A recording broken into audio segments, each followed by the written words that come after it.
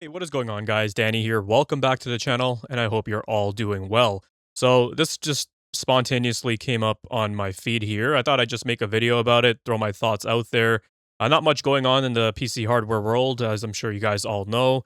Not too much to be excited about. Computex happened last week, and if I gotta be honest, there really wasn't much that I was paying attention to.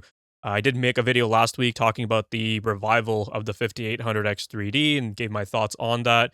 If you guys haven't seen that video, it's on the channel. Go check it out. I basically talk about why you might or might not want to buy the 5800X 3D and why there's some other decent alternatives out there that you can look into before you splurge $350 plus on a 4-year-old chip.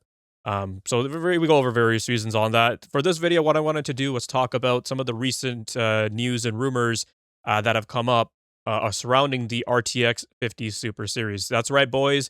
The RTX 50 Super Series is back on the menu. This series is an absolute roller coaster because we've been talking about the 50 Super Series for quite some time now. I think late last summer is when we started talking about the 50 Super Series. People were talking about how they were going to be launched back in September or October of 2025. That obviously did not happen. And then people were talking about, yeah, they're going to be released at CES or in February of 2026. That obviously didn't happen because there was a lot of back and forth. People were talking about, yep, they're on the menu. Nvidia's going to be bringing them out. At that time when we started hearing about the initial rumors, the RAM apocalypse was basically just in its infancy. It hadn't really kicked off. And then by the time October, November rolled out, that's when, shit had completely hit the fan. And we started seeing the price of DRAM just absolutely skyrocket, which affected various sectors in this industry, not just, buying RAM sticks themselves, even graphics cards, as you guys can see from the prices, have been absolutely, going up in price and haven't really been coming down. Although, to be fair, there are some mid range models that, you can find near MSRP. I think for Radeon stuff, you can find a lot of that stuff near MSRP. Nvidia, though, yeah, Nvidia is still pretty much inflated. Especially the RTX 5090, like that's just way, way up there in price. And you guys know the reason for that. It's because that card is still highly sought after by like AI farms and a lot of people who are looking into doing work with LLMs, right? You need as much VRAM as you can give that kind of workload, which, um, goes into this topic of the RTX 50 Super Series because with the 50 Super Series, it's not anything revolutionary or drastic. It's really just a refresh. The main change with these graphics cards is that they're getting a bumped up spec in the VRAM. So instead of using 2 GB chips, they're using 3 GB chips. So for example, on the RTX 5070, you have 6 2 GB chips, which equals 12, right? Instead of that, you would have three. So that leads to 18 gigabytes of VRAM. And then with the 5070 Ti and the 5080, which currently have 16 gigabytes of G7, you'd end up with 24 gigabytes of G7 memory. The memory bus doesn't change on them either, so that's still going to remain the same. And, according to the recent leaks that we have here, so it all kicked off late last week with Mega Size GPU, and he's had, some leaks and rumors over the years he's thrown out, some of which, did come to be true, and some of it, which I think was kind of wrong. But, take this stuff with a grain of salt, as you guys have known for a while now. But he said late last week that RTX 50 Super is back on track. This time it actually includes a 12 GB RTX 5060. So this is interesting because it's kind of similar to what we had with the 3060, right? The 3060 that launched with 12 gigabytes of VRAM. Um, and I thought that was a good start for Nvidia to start adding more, video memory to entry level and mid range GPU segments. And then they started reverting back to going to 8 GB, which was really, really sad to see. And there's been a lot of recent examples, tons of examples. Forza Horizon 6 was a very recent one, but over the last like 3, 4 years, you guys can find tons of examples where, 8 GB cards, even at like 1080p, are starting to struggle. Obviously, I always tell people lower your settings, temper your expectations, be realistic. But at some point, when you're buying like a $300-400 graphics card in 2026, you expect it to be able to handle 1080p gaming just fine, even at like max settings at this stage, right? Like, 1080p has been a resolution that we've been using way back since like, the early to mid 2010s. So I mean, looking back at it and thinking about what was possible back then, I was thinking that, yeah, I mean, by like 2022 or something, everyone will be on 4K but at this rate, but clearly that didn't happen due to the stagnation in specs with the video cards and performance. Sorry, my conure is just over here, so don't mind him. But yeah, so he said that it's back on track, and that was really it. We can go ahead and take a look at the Twitter thread. I think I had it pulled up over there. Let's see now. A lot of people talking about it. I don't know why people are so excited about this, to be honest, because it's not like performance or anything like that is drastically changing, right? I mean, you can see over here, one person, iLeakVN, they're another leaker account on Twitter. They asked, "Is the DRAM VRAM crisis being resolved?" And I mean, yeah, let's not kid ourselves. That's not going to be resolved. He said it's not an issue for Nvidia. Um, I don't know. I disagree because as you guys can see, there's been like shortages with like Nvidia cards as well. And I mean, some of the bigger outlets have been reporting on this, right? Talking about how the 5070 Ti has reached end of production or end of life with some of the AIBs. I know there's been quite a bit of debate about that online. But I mean, if you look around at stock and some of the sales data, some merit to be had there, I think, right? I haven't personally looked into it too much, but I mean, you guys can see the effects of that on the retail market. But I mean, Nvidia, they're huge. They're absolutely huge. And what they do, if you weren't aware, is when they send out the chip kits to their partners like Asus or MSI or Gigabyte, they don't just give them the chip; they also give them the bundled memory with that, right? So they're gonna have to give the 3 GB chips with like a RTX 5080 Super. So we'll see how that goes, right? Memory right now is completely the demand for it is completely crazy. And when I was talking about earlier with, AI workloads and LLMs requiring these chips and cards with lots of VRAM, these things are going to be highly sought after. So I mean, forget gamers like 24 GB cards, like these things, like the 5070 Ti, the 5080 Super, these things I think are gonna pretty much fly off the shelves right away. There's gonna be a lot of people who are gonna see that 24 GB VRAM buffer and be like, "Yep, I absolutely want that." In fact, you know what? If you go back and take a look at my RTX 5080 review, I did the review on the MSI Expert model, which in my opinion is like one of the best looking AIB cards. It works really well. It's quiet, looks absolutely phenomenal. It looks like a little as if if you have like an AMG grill on that card. Go check that review out. It's a really cool card.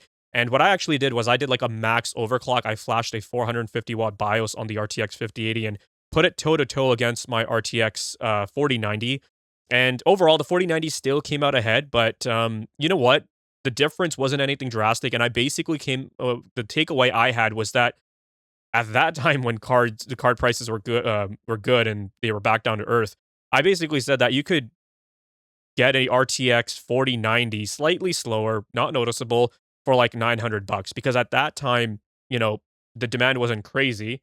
Um and we were seeing like the RTX 5080 actually drop below MSRP at some point. I think it had dropped down to um like $900 at some of the retailers. Um so I was saying that, hey, you're basically getting a discounted a little bit lower VRAM RTX 4090 if you can tune this thing, and for that a lot of people that would hold them for quite a number of years quite well. But I mean, then, if you're looking at an RTX 5080 with 24 GB of VRAM, you're basically going to be getting an RTX 4090 at that point, and it's going to be maybe even more even more power efficient too. So that's one thing to take a look at. But other than that, like, yeah, I mean, the supply and the demand is going to be absolutely crazy for these things. I was talking about pricing with one of the followers too, and pricing is certainly going to be interesting because MSRP, as you guys know, just does not mean jack shit.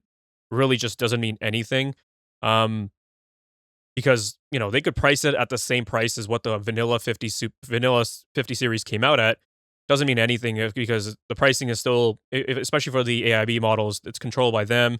Retailers will obviously be scalping up, hiking up the pricing as well, and it obviously comes down to availability. Scalpers are going to hop on it and try to sell it, and especially if there's demand from like those AI farms, those guys will be trying to get it. There's been a lot of talk in the industry about GPU smuggling to regions in Asia like China.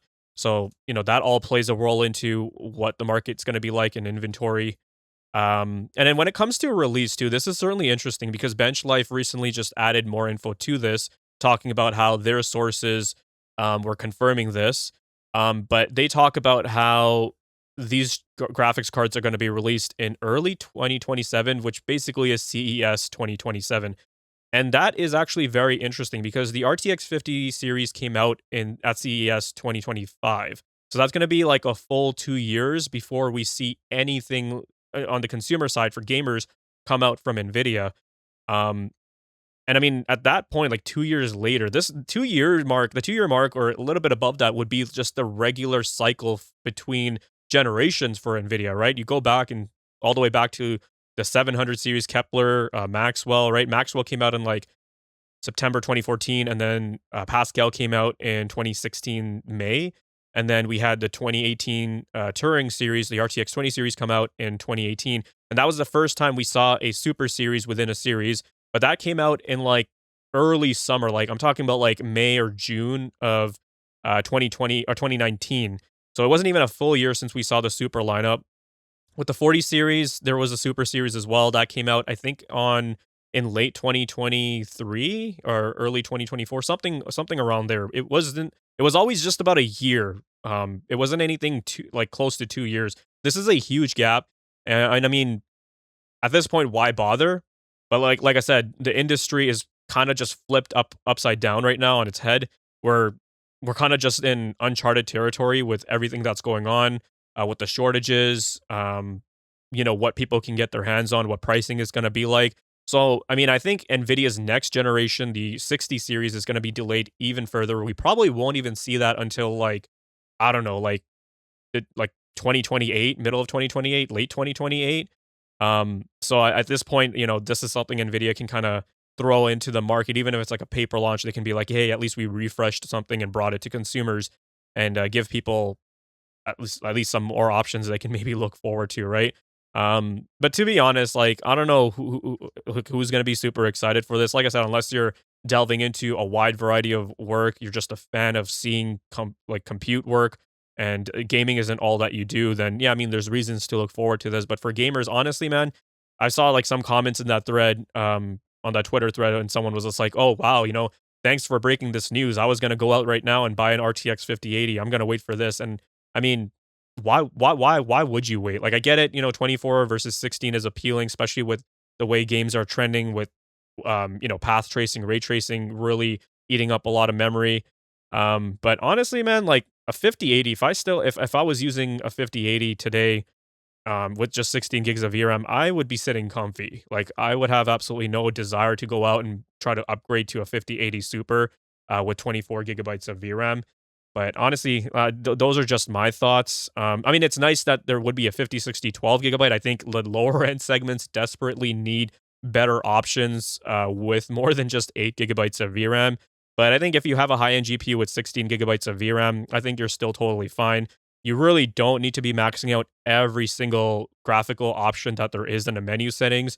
Um, games still look perfectly fine with higher ultra or like a mixture of high, medium, ultra settings. Play around with it. I'm always telling people, you can still get a absolutely fantastic, a high visual fidelity experience with the mixture of settings, and you won't have to run into that concern about, oh, okay, my VRAM is all tapped out. But let me know what you guys think. I think this information is still very preliminary. There's been a lot of back and forth. At one point, we heard it was completely canceled and off the table, and now it looks like it's back on the table. But who knows what's in store for us? Like it says here, this RTX 50 Super Series hasn't been updated since November. And yes, now I do remember November was really the last we had heard about the 50 Super Series, and that was like them talking about it being canceled. But yeah, that's all we have for now. There's probably going to be some more information rolled out as the year goes along. I take it, if it is going to be coming out at CES 2027, then November, December is when we're going to start seeing some leaks, maybe some leaked photos and whatnot. But who knows? That's going to do it for this one, guys. We'll touch base in the next video. Take care. If you guys found this video to be informative and entertaining, then leave a like. Let me know your thoughts and comments down below. Be sure to check out the video description for cool links and ways to support the channel, such as using my Amazon affiliate link. And if you're interested in seeing more content like this, then consider subscribing, I'd greatly appreciate it. Thank you guys so much for watching, take care, and I'll see you in the next one.